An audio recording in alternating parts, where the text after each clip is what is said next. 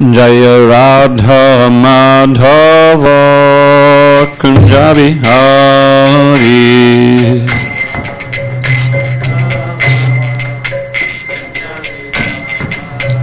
Jaya Radha Madhava Kunja Bihari.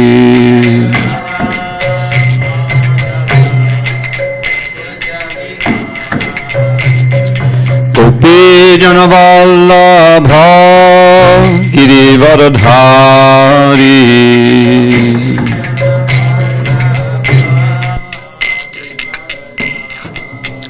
Jai Gopi Janavallabha Girivardhari.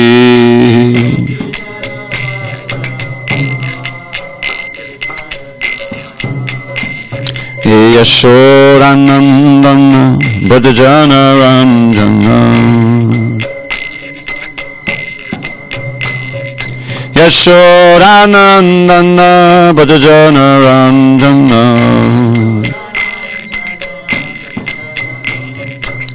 Yamuna Tira Vanachari. Jamuna Tira Vanachari. Jaya Radha Madhava Kunja Bihari.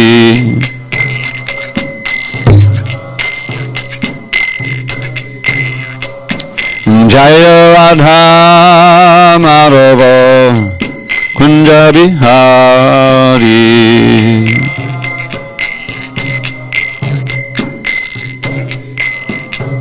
Jaya Radha Madhava Kunja Bihari.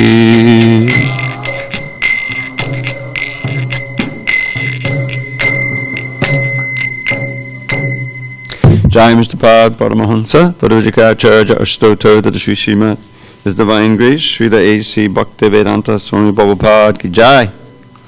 ISKCON BBT Founder Acharya Srila Prabhupada Ki Jai.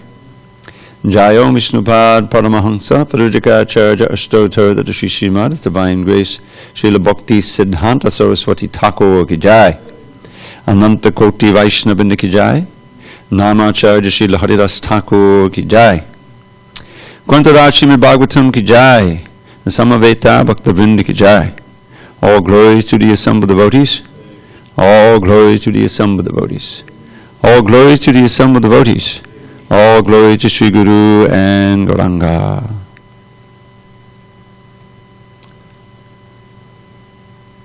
Narayanam Namaskritya Narang Chaiva Narottamam Devim Saraswatim Vyasam Tato Jayamudiriet. Before reciting the Srimad Bhagavatam, which is our very means of conquest, we should offer our respectful obeisances unto Lord Narayan, the Supreme Personality of Godhead, unto Narayan Rishi, the supermost human being, unto Mother Saraswati, the goddess of learning, unto Srila Vyasadeva, the author, and unto Srila Prabhupada, the translator, commentator, and our spiritual master. Nashta Prayesha Bandreshu Nityam Bhagavata Sevaya Bhagavatuttama Shloke Bhakti Bhavati Naishtiki. By regular attendance in classes on Srimad Bhagavatam and by rendering devotional service to the pure devotee, all that is inauspicious within the heart is destroyed almost to nil, and loving devotion to the Supreme Lord, who is glorified in transcendental songs, is established as an irrevocable fact. Om Namo Bhagavate Vasudevaya. Om Namo Bhagavate Vasudevaya. Om Namo Bhagavate Vasudevaya. On this first day of March 2021 in SanDiego, we're reading from Srimad Bhagavatam, translation and commentary by His Divine Grace A.C. Bhakti Vedanta Swami Prabhupada. And we're in Canto 4, the creation of the fourth order. Chapter 29, talks between Narada and King Prachanabarhi. Text number 53. Okay. Chudram, charam, sumanasam, sadane, mititva, chudrang charang susam, chudrang charang susmanasam, sadane, mititva, raktam, sadangri, ganasamasu, lubdha, karnam, raktang sharangri ghanasamasu lubdha karnam, agre, vrikan, asutripo, vaganaya, yantam, agre, vrikan, asutripo, vaganaya, yantam, prishte, mrigam, mrigaya, lubdaka, bana bhinnam, prishte mrigam mrigaya lubdaka bana bhinnam,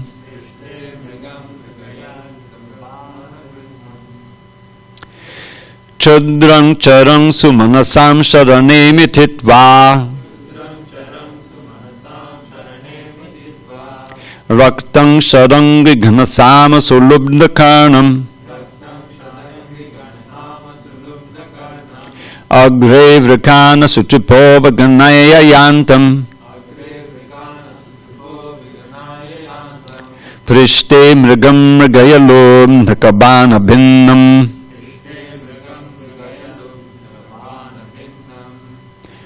chudrang charang sumanasam sadane mititva, raktang sharangi ghanasama sulubdakarnam, agre vrikana sutripo vaganaya yantam, prishte mrigam mrigaya lubdakabana bhinnam,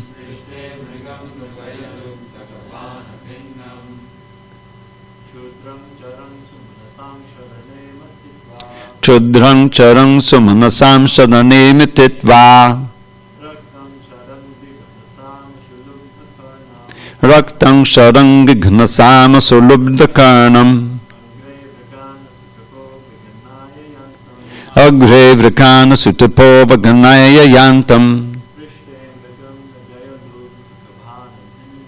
varishte mrigam mrigaya lubdakabana bhinnam,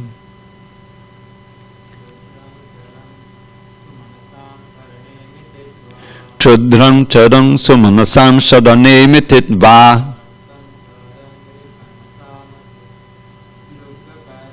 raktang sharangi ghanasama sulubdakarnam, agre vrikana sutapo vaganaya yantam, prishte mrigam mrigaya lubdakabana bhinnam,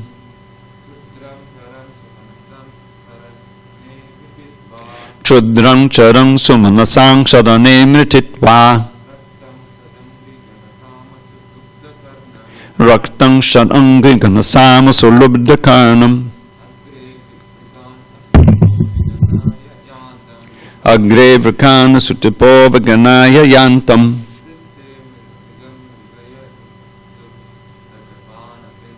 prishte mrigam mrigaya lubdakabana bhinnam. Now, chudram, on grass, charam, grazing, sumanasam, of a beautiful flower garden, shadane, under the protection, mititva, being united with a woman, raktam, attached, shat angri, of bumblebees, gana, of groups, samasu, to the singing, lubdakarnam, whose ear is attracted, agre, in front, vrikan, tigers, asuchapaha, who live at the cost of another's life. Aviganaya, neglecting. Yantam, moving. Prishte, behind. Mrigam, the deer. Mrigaya, search out. Lubdhaka, of a hunter. Bana, by the arrows. Binnam, liable to be pierced. So this is Narada Muni with another little analogy, or allegory, excuse me, describing the situation of King Pratanabarsha. My dear king, please search out that deer who is engaged in eating grass in a very nice flower garden along with his wife. That deer is very much attached to his business, and he is enjoying the sweet singing of the bumblebees in his garden. Just try to understand his position. He is unaware that before him is a tiger, which is accustomed to living at the cost of another's flesh. Behind the deer is a hunter, who is threatening to pierce him with sharp arrows. Thus the deer's death is imminent. Srila Prabhupada's purport. Here is an allegory in which the king is advised to find a deer that is always in a dangerous position. Although threatened from all sides, the deer simply eats grass in a nice flower garden, unaware of the danger all around him. All living entities, especially human beings, think themselves very happy in the midst of families. As if living in a flower garden and hearing the sweet humming of bumblebees, everyone is centered around his wife, who is the beauty of family life. The bumblebees' humming may be compared to the talk of children. The human being, just like the deer, enjoys his family without knowing that before him is the factor of time, which is represented by the tiger. The fruit of activities of a living entity simply create another dangerous position and oblige him to accept different types of bodies. For a deer to run after a mirage of water in the desert is not unusual. The deer is also very fond of sex. The conclusion is that one who lives like a deer will be killed in due course of time. Vedic literatures therefore advise that we should understand our constitutional position and take to devotional service before death comes. According to the Bhagavatam 11.9.29, Labdavasu durlabhamidam bahusambhavante manushyamatatamanichyamapiya diraha turnang yateta napateta numritya yavan nikshayasaya vishaya nkalusavatak syat. After many births, we have attained this human form. Therefore, before death comes, we should engage ourselves in the transcendental loving service of the Lord. That is the fulfillment of human life. Om Jnana Timarandasya Jnanandana Shalakaya Chakshu Unmilitam Mena Tasmai Shri Gurave Namaha. I was born in the darkest of ignorance, but my spiritual master Srila Prabhupada opened my eyes with the torchlight of knowledge. I offer my humble obeisance unto him and all members of Sri Parampara. So here we have a one verse allegory. We had chapters of Puranjan, and the lesson is really the same, and that is that being absorbed in sense gratification is ultimately self-defeating, and one's understanding, one's knowledge is covered by the very pleasure that you're feeling, or the anticipation of pleasure also in this family life, in this ordinary attached family life. And we can always refer back to the Bhagavad Gita to find the basic principle here. You remember in the end of the 3rd chapter, where Arjuna asks, Atakena prayukto yam papam charati purusha anichanna bivarshanaya baladi vinayojita. What is it that, O Krishna, that seems to force us to perform activities that are against our own best interests? Anichan, as if by force. And Krishna answers very, very forthrightly, without mincing words, as he never does. Kama esha, krodha esha, rajogunu samudbhava, mahashano, mahapapma, vidyahinam hivaidinam. This is the enemy. This is your real enemy, Arjun. It's lust, and its friend, anger, kama esha, krodha esha, rajogam, both of which arise from the mode of passion. The all-devouring sinful enemy of this world.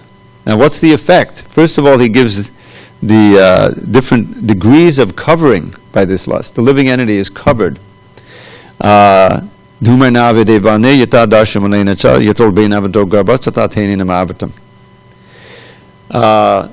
first covering is like the smoke and fire, smoke covering fire. If you start a fire, the first thing that may come up is smoke. You don't really see the fire, and then it manifests. So the smoke, you know there's a fire there. You can see the light, but it's being covered and distorted by the smoke. So that's the least covering. Then you get a mirror that's covered by dust. Can't really see much there. It's more distorting, you know. But then you get a fetus in the womb is totally covered. And that's the mode of ignorance, the very, very deep covering, lower animals. So what's the basic effect here? Avritam jnanametina jnanino nityavidina. We are known as nityavidina. We are known as the jnanina, which means the knowledgeable soul. Our basic nature is Satchidananda, so that Chit is our original state of full knowledge, as full as possible for a living entity, in association with Krishna. But that knowledge is progressively covered according to how much we're covered by the modes of nature, and that also means different species, lower and lower species. The trees are practically completely covered.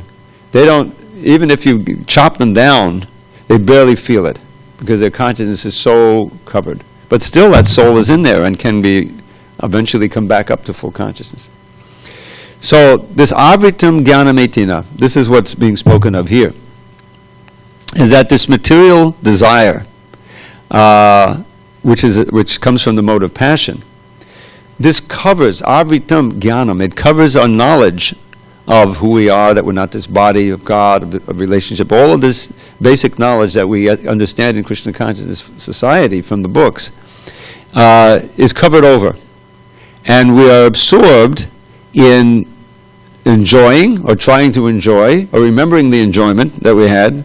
And then comes the anger of not being able to enjoy, being frustrated, because he says in a few verses that this enemy is never satisfied and burns like fire.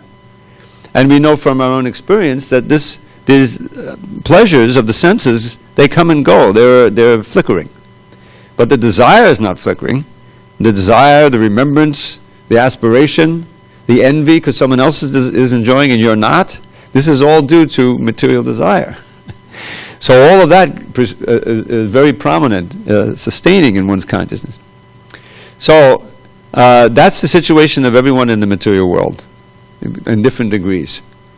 And only in the human form of life, can we understand this and try to escape from the bonds of material desire. And that means also escaping from the tight bondage of the gunas, of the three gunas, which are like ropes. That's another meaning of guna. So here's this very nice allegory, this story, a scene that we can easily visualize and identify. We're meant to identify with this deer. So he's in an idyllic situation. In other words, he's living out in the forest and he's got his she-deer, and they're in a nice garden, and he's very much attached to his business. The bumblebees are there, so he's enjoying that, singing of the bumblebees. And he's nibbling on some flowers or something, or whatever deers eat. And but he's under tremendous threat that he can't understand right now. Before him is the tiger, who can pounce at any moment, and that's death. Is that death, anyway? And behind him is the hunter waiting to shoot him. That's also a hazard of deer life. And but he's unaware of that. In other words, he doesn't have the knowledge. The knowledge has been taken away by this enjoyment mood. But it's about to crash down. Reality is about to crash down, and his enjoyment and his very life is going to be taken away from him. And so we should understand that's our situation. Our situation in this world is very tenuous. The famous analogy is given of the drop of water on a lotus leaf. Very tenuous. Any little wave and it comes off, because the lotus has a certain covering, a little wax where the water can't stay, or so even wet the leaf. So that's our situation, and no one realizes it. We try to, out of gross illusion, attain some permanent place of happiness and security. Remember when Krishna says in the Bhagavad Gita in the 9th chapter, Ananyaschantayanto mam yejana payapasate tesham nityavyukana yoga kshema bahamyaham. He says that in contrast to the worshippers of the demigods, who are always aspiring, performing great sacrifices to reach that heavenly planet where there's more enjoyment, and you can forget even more that it's all temporary. Tetam bhuktva swargalokam vishalam. Vishala means broad and wide and deep, your enjoyment, much better than here. But still, it's temporary. Time, which is also threatening every material activity, and our sense of pleasure here, is certainly at work throughout this universe. So all you get in the heavenly planets is like a little bit longer illusion of security and happiness.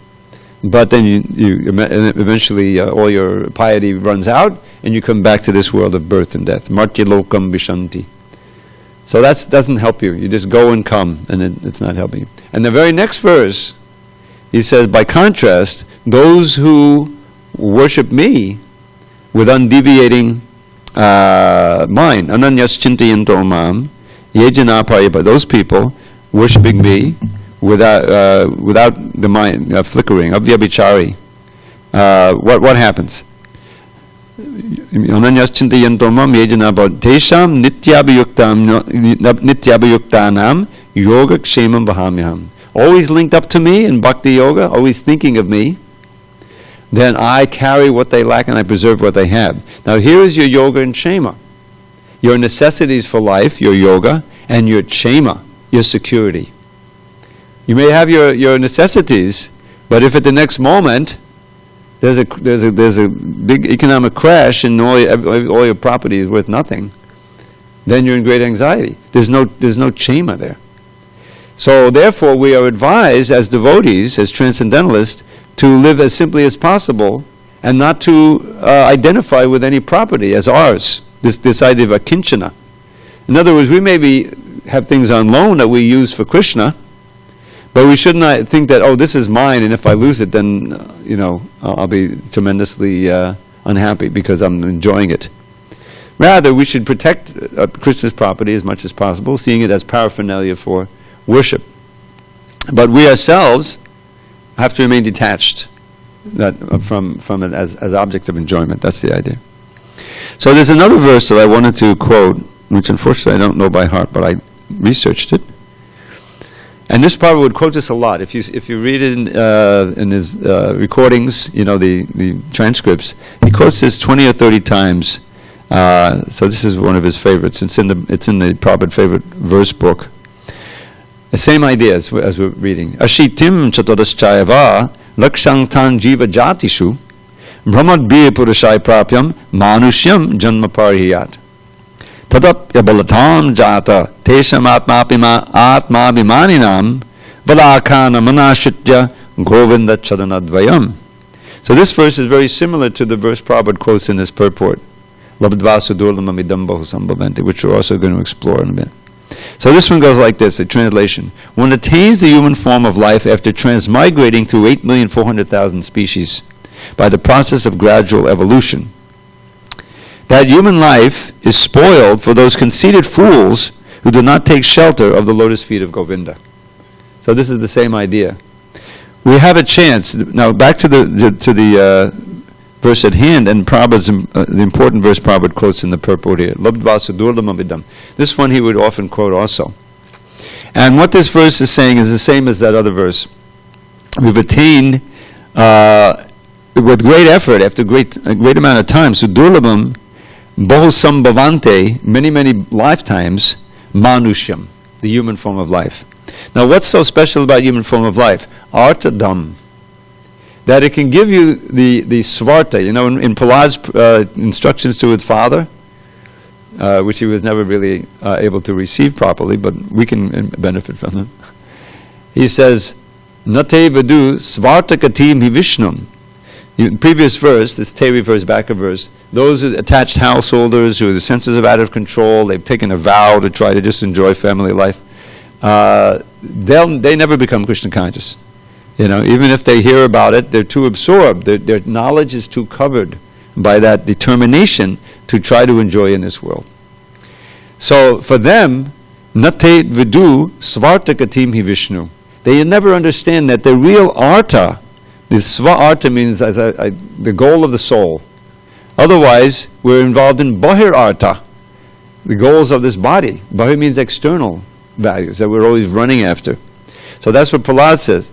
They don't understand that you're too much. Those who are too much attached, too much involved in the enterprise of trying to enjoy and trying to step over people's heads so you can enjoy more than them, and it leads downward into asuric life, really. Nate Vadu Svartakatimi Vishnu. They don't understand that the real Svarta, the goal of the soul, is Vishnu. And therefore, Durashayaye Bahirarta Manya, that minds are always absorbed in these external goals which are impossible to achieve. You cannot achieve real security and happiness in this world on the material plane. You can only achieve the mirage of it. You finally get it, but then it just dissolves before you. Because the time factor is there, taking everything away. And ultimately Krishna, its death takes everything away. So it's a huge waste of time. That's what this material life is. All of the aspirations, all of the ideals, all of the things that have nothing in relation to Krishna, that are based on various permutations of matter, are a huge waste of time for the soul. Simply turning and turning and turning in Maya's Ferris wheel, up and down, Prabhupada goes. So one has to be on dhira, key word in this verse. Manushim artadam anityam, but it's temporary. Therefore, one has to be thoughtful and come to Bhagavad Gita and Bhagavatam class and attend through the internet somehow or other to hear and get this knowledge from the higher source. And if you're dhira, then you come to the conclusion of the second half of the verse. Turnam yateta. Turnam means without wasting any time. You remember we just had Nityananda's appearance day, right? And I think we heard once or twice Krishna's Kaviraj's great account of how Nityananda appeared to him in a dream after his good activity of chastising his brother.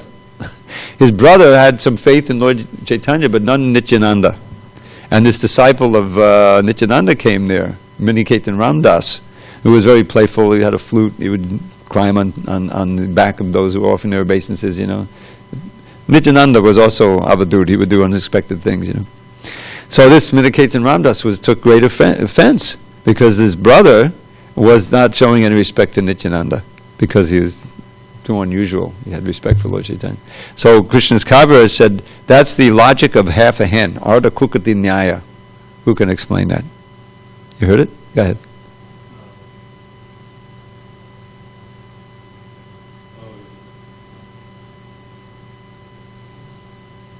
Half hen. All right.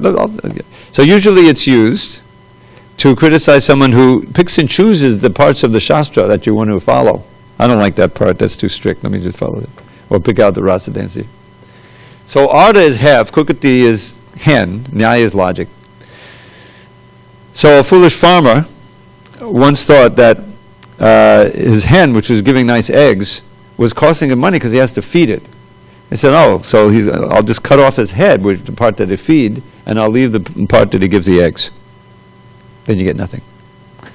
So if you don't take the Shastra as it is, then you can't get the benefit. You have to take the parts that are a challenge and that, cause you to make you surrender. So in this case, it's described, he's accepting Lord Chaitanya without Nityananda, but then you get nothing. Because Lord Chaitanya loved Nityananda. And they both won, So anyway, then at that night, Nityananda appeared to him in that form, that darkish blue form with a stick, and he was very attractive.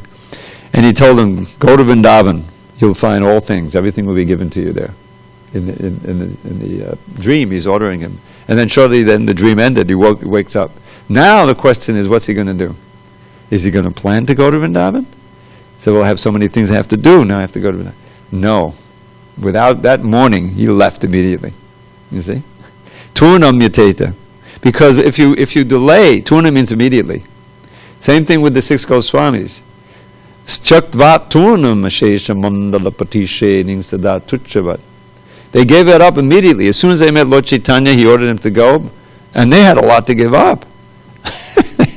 They were, Rupa and Sanatan were right and left hand of the king, and Rupa had amassed a huge fortune, and all his family and everything, and status, gave it up. Now Sanatan, he arrested him.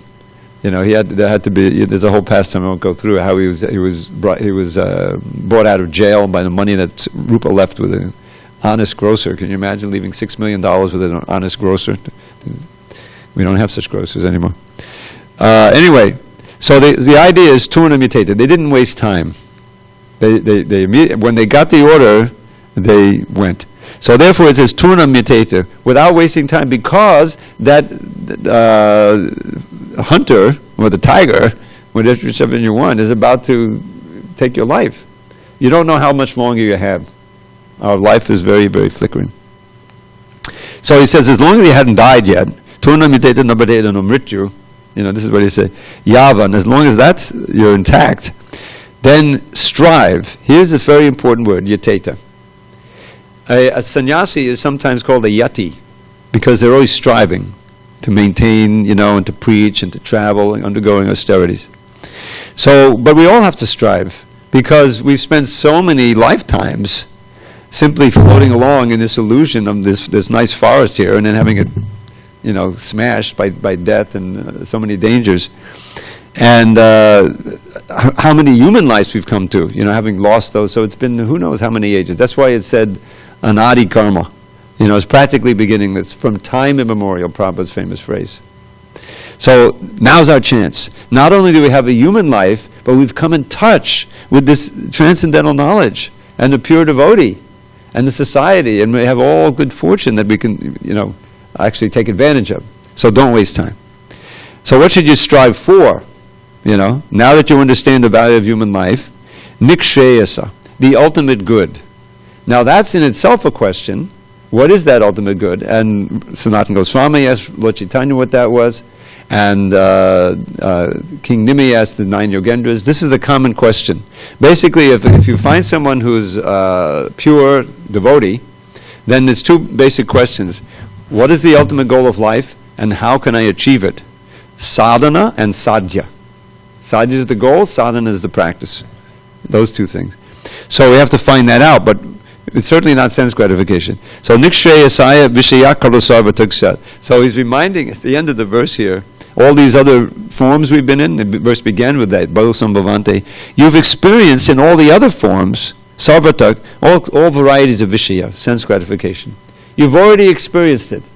So don't waste this human life in the same pursuit.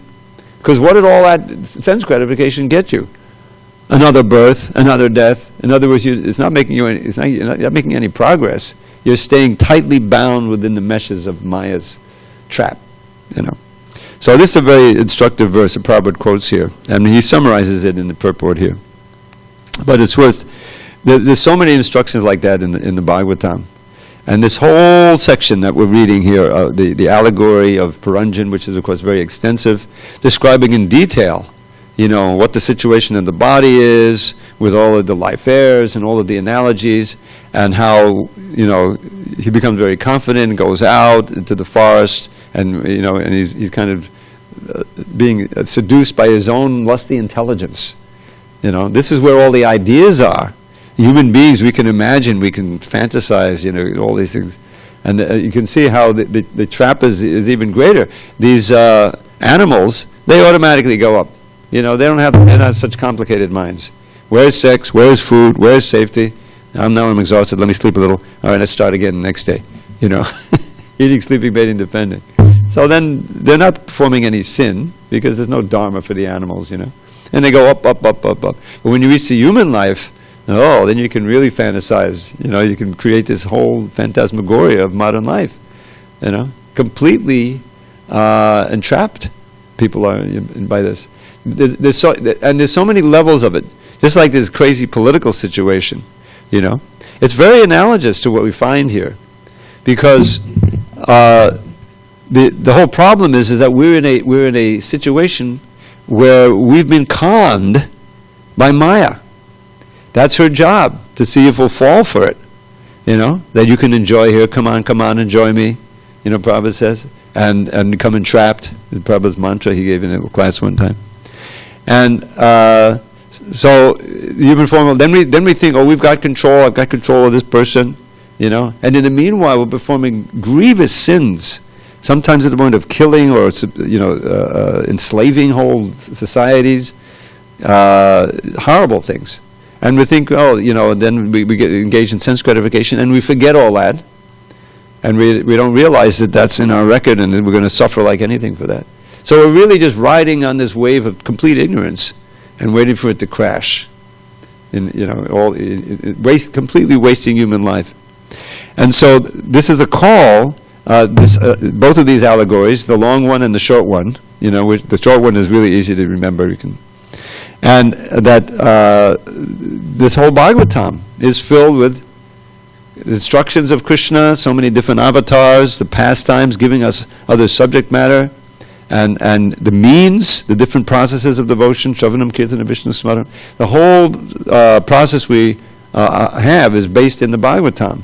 And there's so many books derived from it. The Bhakti Rasamrita Sindhu, the Brihad Bhagavatamatam, Laghu Bhagavatamatam, obviously I'm telling you that. It's all from Bhagavatam. But we are inundated with objects and with the different processes that can keep our minds absorbed in devotional service, and we can become purified of all of this latent desire for sense gratification that we've cultivated for many, many lifetimes. So we have a great opportunity.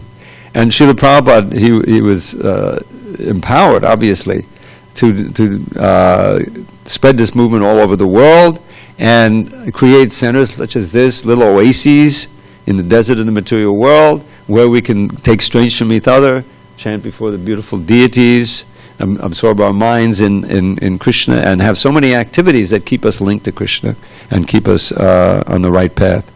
So it's a daily challenge. Are we going to move forward? Are we going to try to tread water? Or are we going to let the waves of Maya pull us back? And getting that determination based on faith. The faith and determination go together. And it's not just faith that Krishna is God and the process is real and the spiritual world works, is real, everything is real. But faith that Krishna, being all-powerful, can even empower us, as unqualified as we are, to follow the process and become purified. And that takes sincere prayer and sincere process of devotional service. So that's the lesson here. And this deer analogy, it comes up again and again. This idea of a mirage. Mirage is something that looks real, attracts your mind, and but then when you finally get there, it's not there. The expected experience isn't there. And so that's what sense gratification is. There's wonderful prayers throughout the Bhagavatam, and Akrura is known as the Acharya for prayers. He's the exemplar. There's 9 different processes, and each process has an exemplar. Shukadev is the exemplar for speaking, Parikshit for hearing, Prahlad for meditating, Arjuna for being a friend, Hanuman for service, and Bali for giving everything. So this Akrura is Vandanam is one of the processes, prayer. So in Akrura's prayers in the 40th chapter, 10th canto, he's praying to Krishna in the water. He's got Krishna and Balaram on the chariot. They're leaving Vrindavan. And then they come to the Yamuna, and they stop the chariot, and Krishna and Balaram go in and bathe and come back out and sit on the chariot. And then Akrura goes in, and when he goes in there, he sees Sankrishan and he sees Vasudeva, he sees Krishna and Balaram in different forms. And he comes out and he looks at them. And they say, have you seen something wonderful in that water? And he says, well, I'm seeing you. I'm seeing everything that's wonderful. I don't have to see anything else. And he goes back in the water, and again he sees them. And then he offers these prayers, wonderful prayers, chapter 40. And I memorized them all one time, but the ones that stick in my mind where Akrura himself is identifying as a conditioned soul, they often do that for our benefit. So he's saying, my dear Lord, anityanatma bhuteshu vipari anityanatma dukeshu vipari materiyaham dvundvaramas tamo vishto najane twatmanak priyam. So this is my situation. This is our situation too. I'm taking that which is anitya, temporary, to be permanent. My situation here, the deer, it's always going to be like this. I'm always going to have this nice little garden and everything. This is the illusion. But it's anitya, it's temporary. I'm taking that to be permanent. I'm taking that which is not me, the body, to be me, anatma. And I'm taking dukeshu, the sense gratification, which I'm thinking is pleasure, is actually sources of misery, but I'm thinking is source of pleasure. So in this way, everything is upside down, reverse. Viparya means reverse. And in this situation, dvandva ramas, I'm trying to enjoy the dualities of this world and entering tamo vishto, more and more into darkness. And the worst tragedy of all, my Lord, is as najane twatmanak priyam, I've completely forgotten that you are my dearmost master and Lord and friend. Completely forget Krishna. He's speaking to Krishna. Yatabado jalam hitta parichannam taduddavai abhyati mrigatushnam vai yata tata. I forgot the last line. But he says, just like a foolish animal, visualize this. There's a desert, and there's an oasis in the desert. Now in that oasis, there's an animal standing on the edge and looking out into the desert, very thirsty. Doesn't see or doesn't understand that right next to his feet is a nice pool of water. But that water has been covered over by leaves and growth, so much growth. And so he can't see the water there.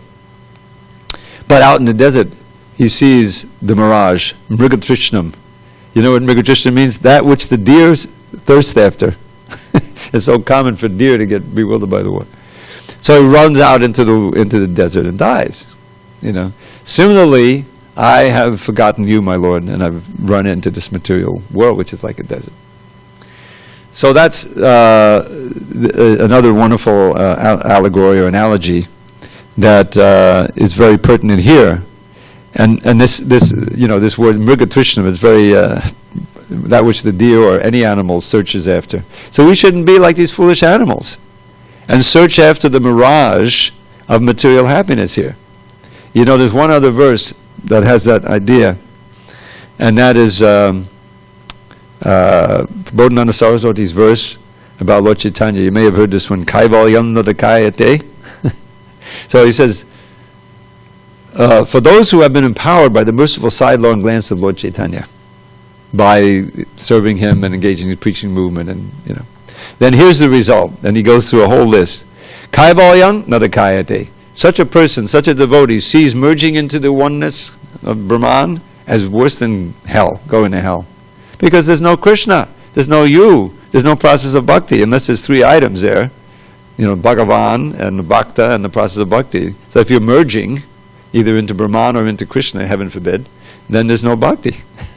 So that's the first. Tridashapur akasha pushpayate. Here's the Mrigatrishna.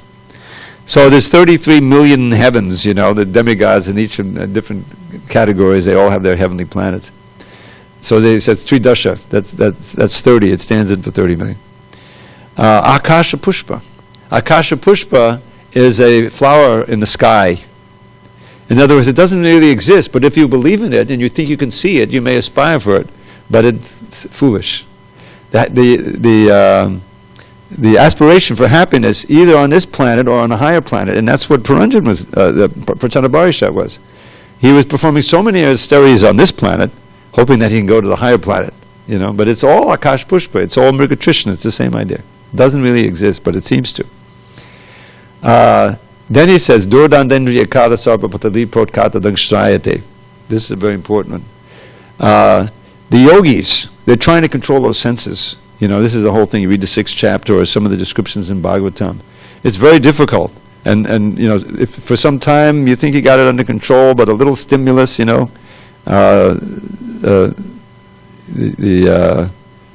heavenly damsel sent down and break your meditation, and you hear the ankle bells, and you open your eyes, and it's all over. Oh, you know. So Durdantendriya, difficult to control senses, which are like snakes, who are ready to bite you, poisonous snakes, and kill your consciousness. You know, the materialists are constantly being bitten. So for devotees, those who've been empowered, the snakes have their fangs removed.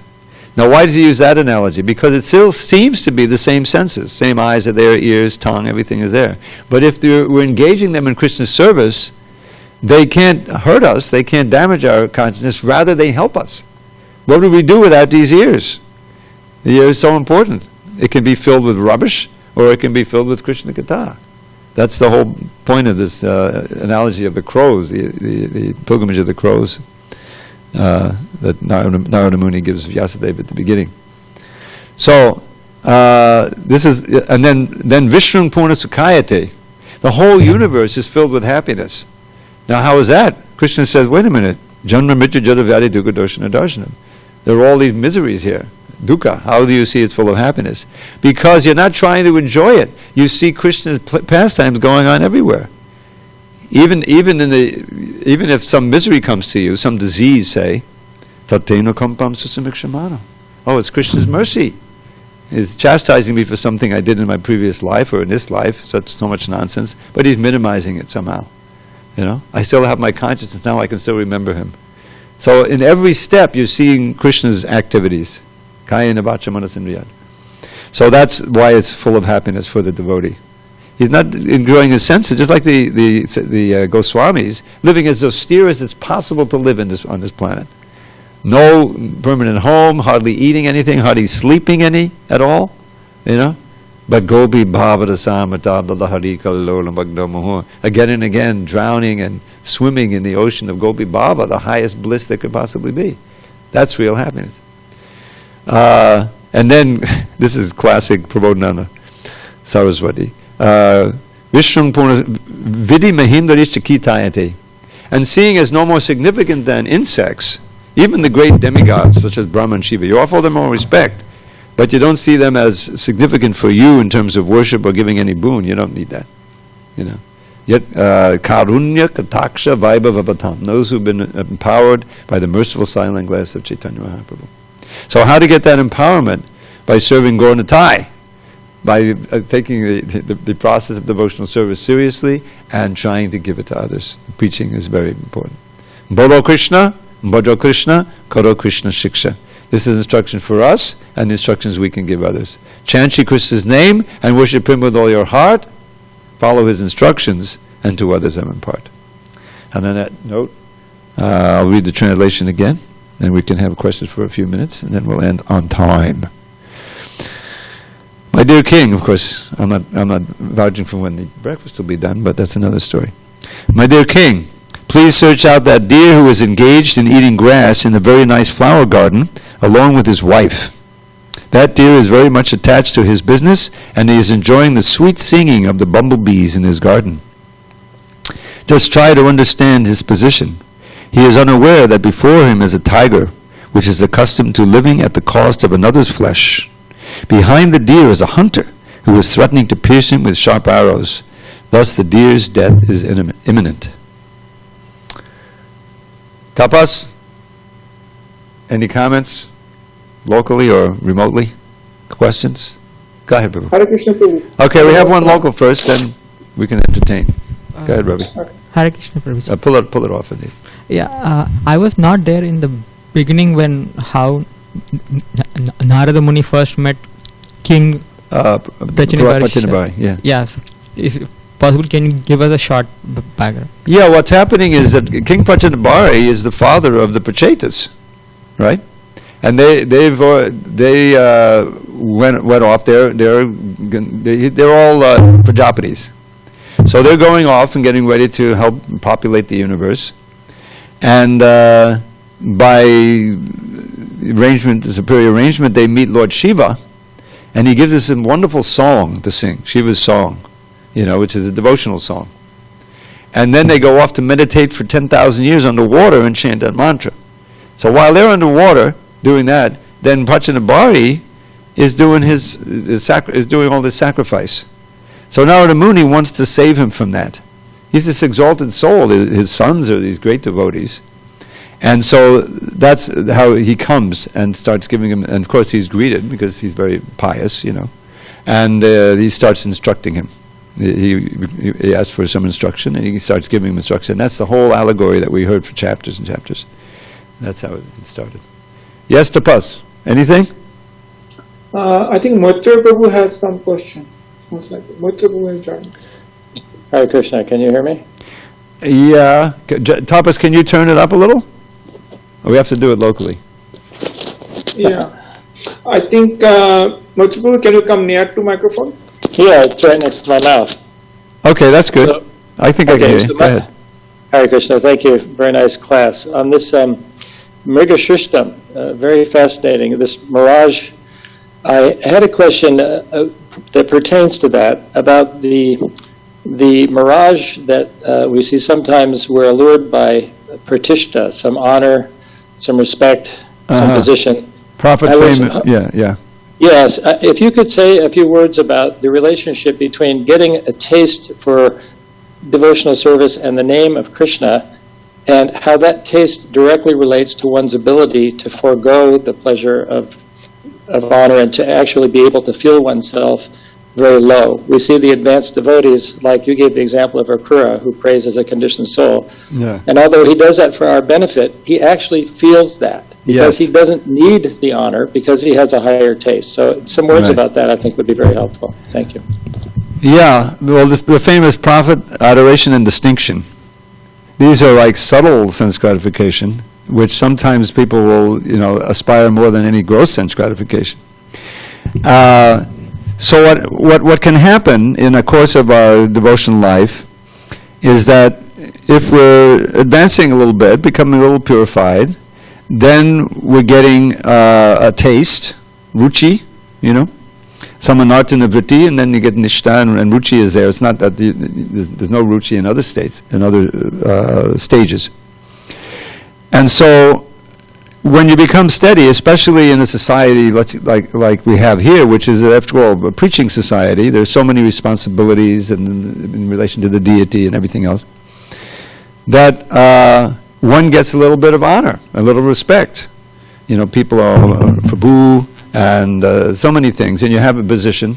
There's very rarely any money involved, because we're always very poor, but that doesn't matter. The adoration and distinction can still be plenty intoxicating.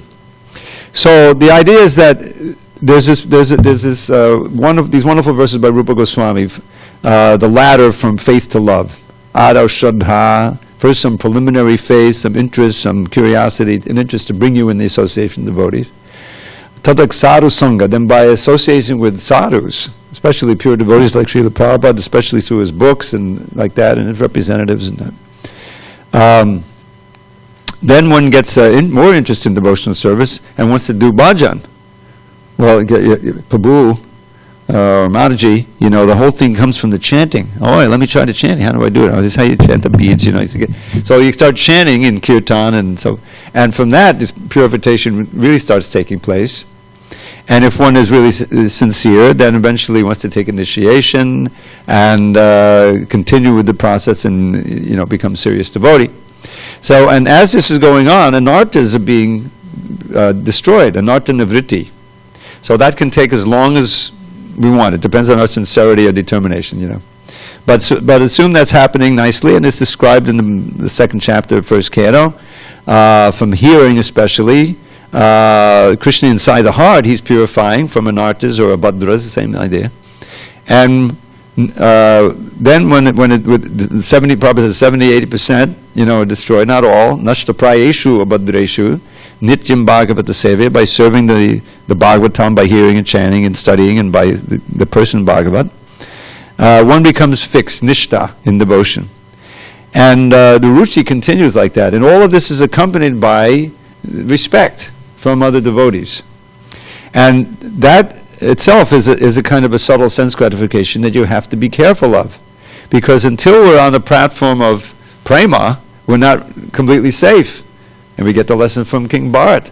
He was so pure. He was out in the forest. He was on the level of Baba. Prabhupada explains it was bhakti, but it was meditative bhakti, in that age. And he became, then the whole story. I won't go through the whole thing. There was a fawn who was just born and was just helpless. So naturally, he tried to help out, and he was getting all kind of adoration and love and everything from this fawn. And he allowed that to get into his consciousness. Really, ideally, what he should have done there is, all right, help the fawn get settled, and then leave. He should have left. Just like it takes sannyas, usually the wife and everyone are completely upset because, it was depending. But for a higher purpose, you do that. But he didn't do that, so he got attracted. We know the story, became a deer. Eventually, as Jada Bharat, he went back to get it. So it's a Shurasya Dhara. It's a razor's edge, because along with Krishna consciousness comes advancement, becomes the ability to enjoy, especially this adoration and distinction. And therefore, we have to make the effort. And there's so many prayers, like you described, the prayers of Akrura, prayers of Prahlad.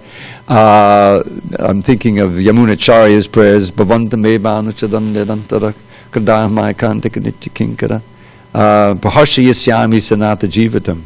When will I, be undeviating in my devotional service to you as a servant, and be very happy in that position, and rejoice, Praharshayasyami, to have such a wonderful master. So these kind of verses and expressions, you'll find it throughout the songs, Narottam, Bhakti, they're always, there's a certain kind of, there's a section of the Nectar of Devotion, which is entitled Submission now, but we changed it because it's kind of gives the wrong impression, and it was edited in such a way that this is submission, and we want to be submissive, and submission is a very important part of bhakti. But that's not what this submission is. It's submitting an appeal or submitting a report to Krishna. And one of them is called, I forget what the Sanskrit is, but it simply consists of describing how wretched you are. Bhaktivinoda Thakur in his song that, Jada Vidya, that I've studied so long and it was just got more and more ignorant, and wasted my life, This is a kind of, it's called Vigyapti. You'll see in the songs, right? Lala Mishama. And then there's Lala Shamayi Vigyapti, submitting an appeal for intimate service. This is this Tulsi pair is kind of a Lala Shamayi, my only desire is to serve Radha and Krishna, to be your maidservant. Please make me your maidservant. So it's very important to meditate on these kind of prayers, which and our literature is full of them. Bhagavatam has so many also. And read them, maybe even memorize them, offer them to the deity, so that we can stay in that mood of as you mentioned, very humble and submissive, Krishna's Kaviraj, this amazing passage where he says, I'm lower than a worm and stool. Anyone who utters my name gets contaminated. Here is this exalted, Vaishnava writing the highest book, and he's actually feeling that he's completely fallen. So that's the Trinad Apistuni Chaina mood that Lord Chaitanya said is essential for chanting Hare Krishna always and for being successful. So it's important to recognize some of the hazards and pitfalls on the way of our path, and I've seen it so many times. Devotees get a little proud, of why haven't I been given the Sunday feast? It's been 3 weeks, they're not, and you take umbrage, but that's contrary to your mood. And what you find is that as soon as you start feeling that way, the ruchi goes. You're not chanting in the same mood, and everything. I should be leading this kirtan, Anyway, it can get very complicated.